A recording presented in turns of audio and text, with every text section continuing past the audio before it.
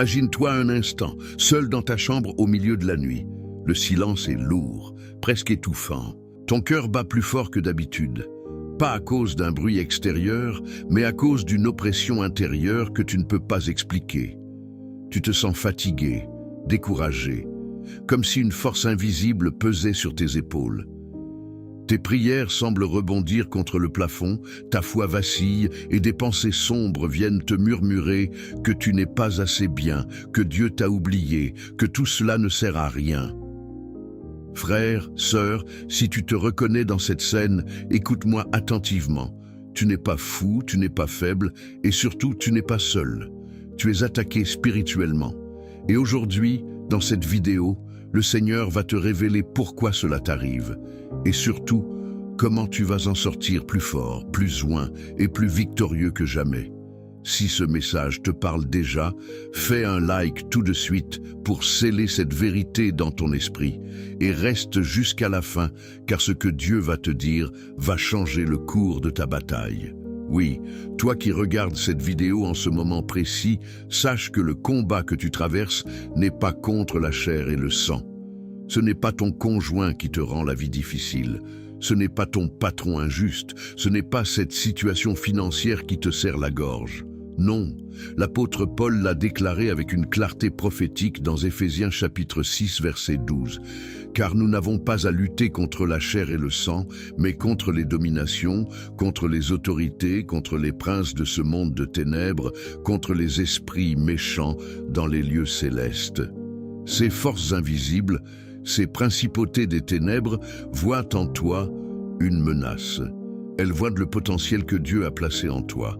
Elles voient la lumière du Christ qui brille de plus en plus fort dans ta vie et cela les terrifie. C'est pour cela qu'elles attaquent. Pas parce que tu es faible, mais précisément parce que tu deviens dangereux pour le royaume des ténèbres. Pense à cela comme à un lion rugissant qui rôde autour de toi, cherchant qui dévorer, comme le dit 1 Pierre 5:8. Le diable n'attaque pas les chrétiens tièdes qui dorment spirituellement. Il attaque ceux qui prient, ceux qui jeûnent, ceux qui lisent la parole, ceux qui portent du fruit pour le royaume. Il t'attaque parce que ta vie commence à déranger l'enfer. Chaque fois que tu te lèves pour adorer malgré la fatigue, chaque fois que tu choisis le pardon au lieu de la colère, chaque fois que tu refuses de céder à la tentation, tu portes un coup puissant aux forces des ténèbres. Et elles ripostent. C'est pourquoi tu ressens parfois cette lourdeur inexplicable le matin, cette fatigue qui n'a rien à voir avec ton corps physique, cette confusion mentale qui te fait douter de tout, ou encore ces pensées accusatrices qui te disent que tu es un hypocrite, que tu ne mérites pas l'amour de Dieu. Regarde autour de toi dans ta vie. As-tu remarqué comment, juste au moment où tu t'apprêtais à avancer dans ton appel, des portes se ferment soudainement? Des relations se brisent sans raison apparente, des opportunités disparaissent, ou une vague d'anxiété et de peur t'envahit sans crier gare. C'est l'attaque spirituelle. L'ennemi veut t'isoler, te décourager, te faire abandonner avant que tu ne touches à ta destinée. Mais écoute cette vérité prophétique qui brûle dans mon esprit pour toi aujourd'hui. Si tu es attaqué, c'est parce que tu portes quelque chose de précieux. Tu portes une onction, un mandat, une lumière que les ténèbres ne peuvent supporter. Job a été attaqué violemment, pas parce qu'il avait péché, mais parce qu'il était intègre et craignait Dieu. David a été poursuivi par Saül et par des forces invisibles, mais il est devenu roi. Jésus lui-même a été tenté dans le désert juste après son baptême et l'onction du Saint-Esprit. L'attaque n'est pas un signe d'abandon de Dieu. C'est souvent le signe que tu es sur le bon chemin, que tu es en train de passer à un nouveau niveau dans l'esprit. Maintenant, plongeons plus profondément dans pourquoi ces attaques arrivent. D'abord, parce que tu es un enfant de Dieu, racheté par le sang de Jésus. Satan n'a plus de pouvoir légal sur toi, mais il essaie encore de t'intimider, de te voler ta paix, ta joie et ta confiance. Il utilise des flèches enflammées, des pensées de doute, de honte, de peur, de condamnation. Il te rappelle tes erreurs passées pour te faire croire que tu ne peux pas avancer.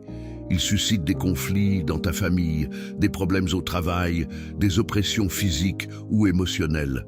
Parfois, L'attaque vient sous forme de lourdeur spirituelle. Cette sensation que la prière est vide, que la Bible ne te parle plus, que la joie du Seigneur a disparu.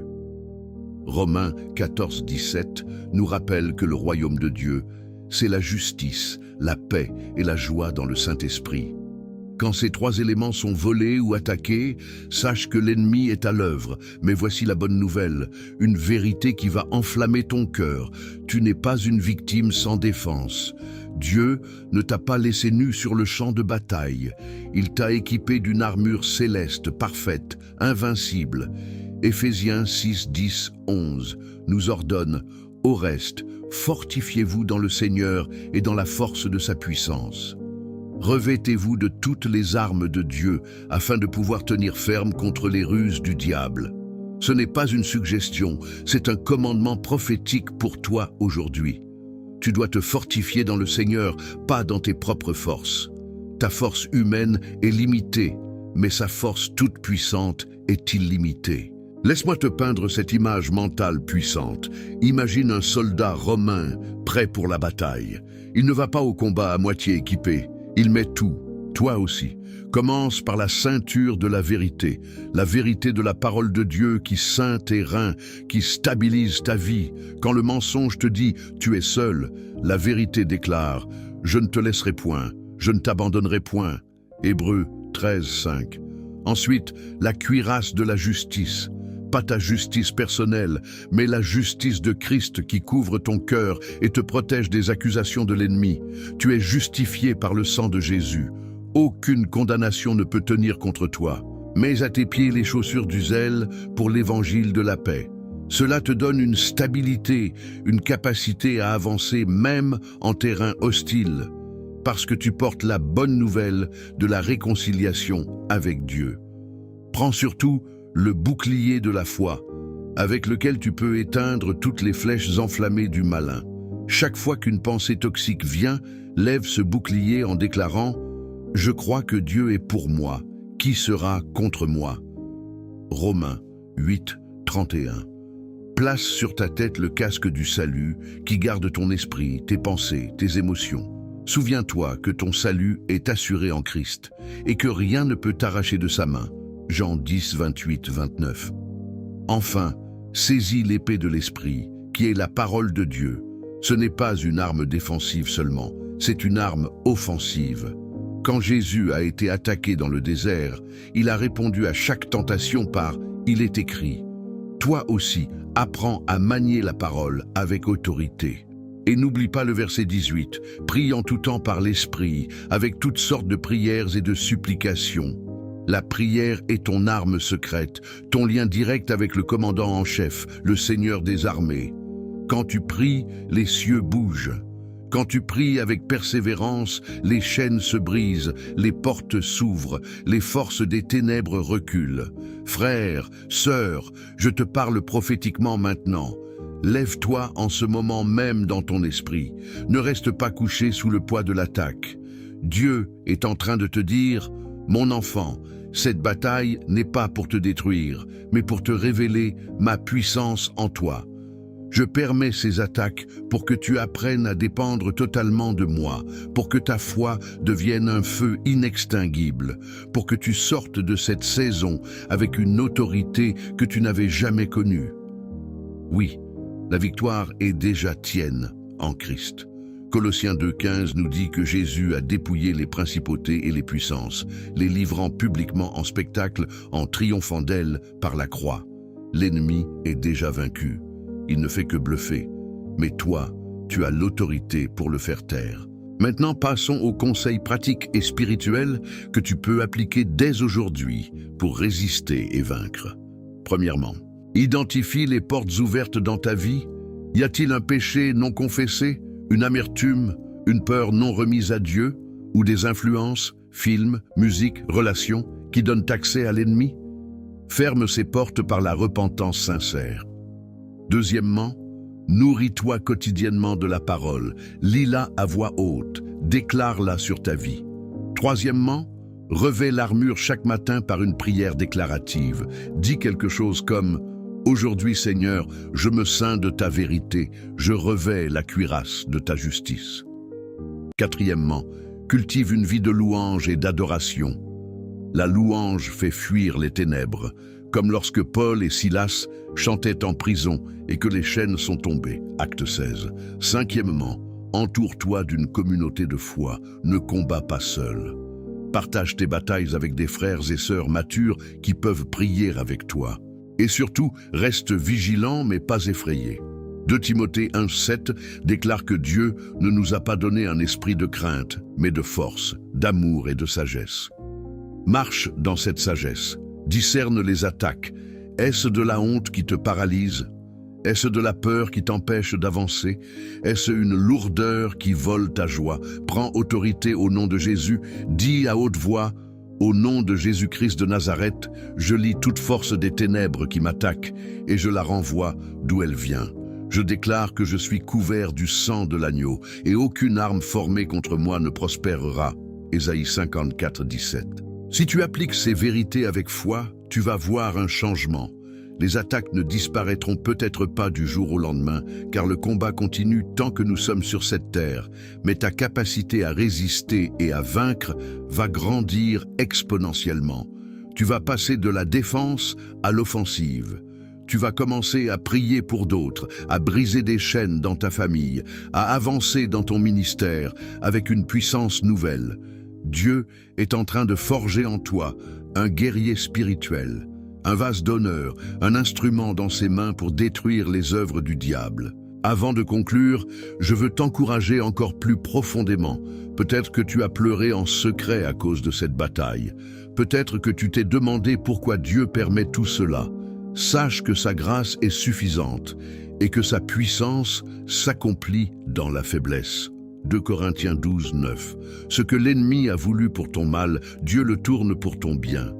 Comme Joseph qui est passé par la fosse, la prison, avant le palais, toi aussi tu sortiras de cette saison avec une double portion.